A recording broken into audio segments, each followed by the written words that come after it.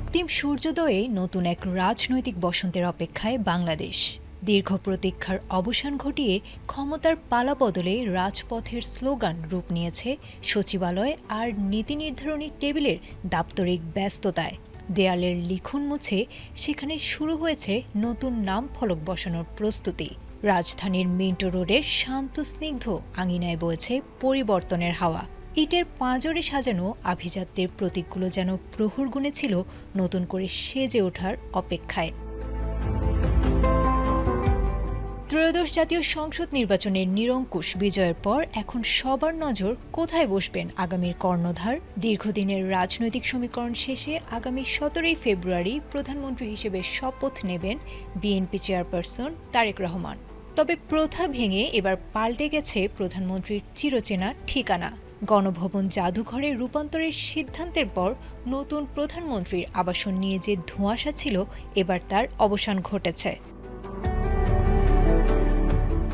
গৃহায়ন ও গণপূর্ত মন্ত্রণালয় সূত্রে জানা গেছে, রাষ্ট্রীয় অতিথি ভবন যমুনা হবে নতুন প্রধানমন্ত্রীর সরকারি বাসভবন। বর্তমানে অন্তর্বর্তী সরকারের প্রধান উপদেষ্টা ড. মোহাম্মদ ইউনূস এখানে অবস্থান করলেও তিনি সরে যাওয়ার পরই শুরু হবে ব্যাপক সংস্কার কাজ। সংশ্লিষ্ট কর্মকর্তারা জানিয়েছেন, একটি আধুনিক ও নিরাপদ প্রধানমন্ত্রীর বাসভবন হিসেবে একে গড়ে তুলতে সময় লাগতে পারে অন্তত 1 থেকে 2 মাস। এর আগে শেরেবাংলা নগরের স্পিকার ও ডেপুটি স্পিকারের বাসভবন এবং প্রতিরক্ষা মন্ত্রণালয় সংলগ্ন এলাকা নিয়ে করা হয়েছিল নানা পরিকল্পনা। তবে চূড়ান্ত সিদ্ধান্তটি নির্বাচিত সরকারের ওপরেই ছেড়ে দিয়েছিল বিদায়ী উপদেষ্টা পরিষদ। শেষ পর্যন্ত দ্রুত ও কার্যকর বিকল্প হিসেবে বেছে নেওয়া হয়েছে যমুনাকেই। 12 ফেব্রুয়ারির নির্বাচনে 300 আসনের মধ্যে 2 শতাধিক আসনে জয় পেয়ে বিএনপি বর্তমানে সরকার গঠনের শেষ প্রান্তে। 17 ফেব্রুয়ারি নবনির্বাচিত সংসদ সদস্যদের শপথ গ্রহণের কথা রয়েছে।